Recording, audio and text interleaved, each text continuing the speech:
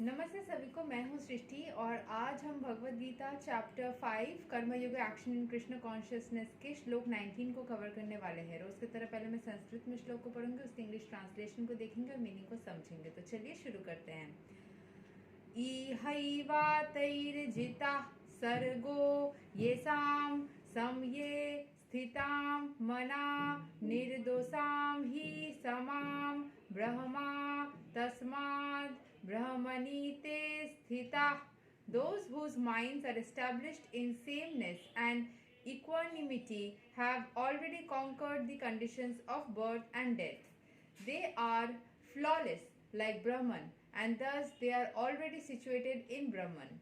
ठीक है, so यहाँ पे बोल रहे हैं कि जिनके दिमाग are established in sameness and equanimity, जो एक ही जैसा बना रहता है, हर एक सिचुएशन में उनका दिमाग शांत बना रहता है, एकदम इक्विनिमिटी में रहता है। Have already conquered and the conditions of birth and death के सारे कंडीशंस को उन्होंने कॉन्कर कर लिया। They are flawless like Brahman and thus they are already situated in Brahman. Equanimity of mind, as mentioned above, is the sign of self-realization.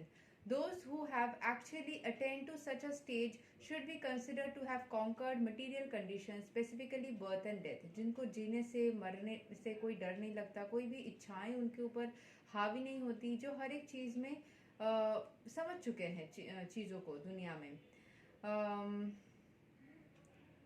As long as one identifies with this body, he is considered a conditioned soul, but as soon as he is elevated to the stage of equanimity through realization of self, he is liberated from conditional life. In other words, he is no longer subject to take birth in the material world, but can enter into the spiritual sky after his death. The Lord is flawless because he is without attraction or hatred. Similarly, when a living entity is without attraction or hatred, he becomes flawless and eligible to enter into the spiritual sky.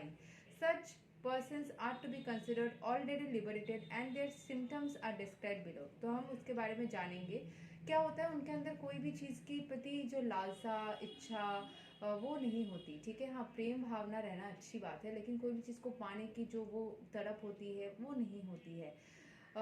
मायावी जीवन में रह के, materialistic world में रह के कुछ चीज़ों के प्रति हमारी वो आसक्ति आ ही जाती है। स्पेशली एक माँ के हृदय में बच्चे के प्रति आसक्ति, या फिर मटेरियल चीज़ों को हम छोड़ भी सकते हैं, लेकिन किसी के साथ में संबंध रखने की जो आसक्ति, ये चीज़ें हमें परेशान कर सकती है। तो उन सब चीज़ों से जो मुक्त हो जाते हैं वो सारे चीज़ों से मुक्त हो जाते हैं।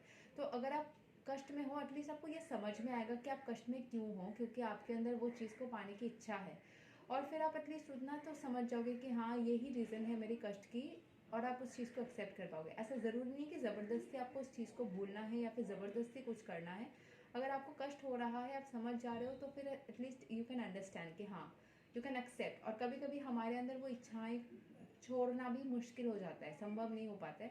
उससे डरना नहीं है, सब कुछ सही है। यही तक था श्लोक number 19 of Bhagavad Gita chapter 5। अगले वीडियो में श्लोक 20 को कवर करेंगे। तब तक के लिए हरे कृष्ण, राधे राधे, जय श्री राम।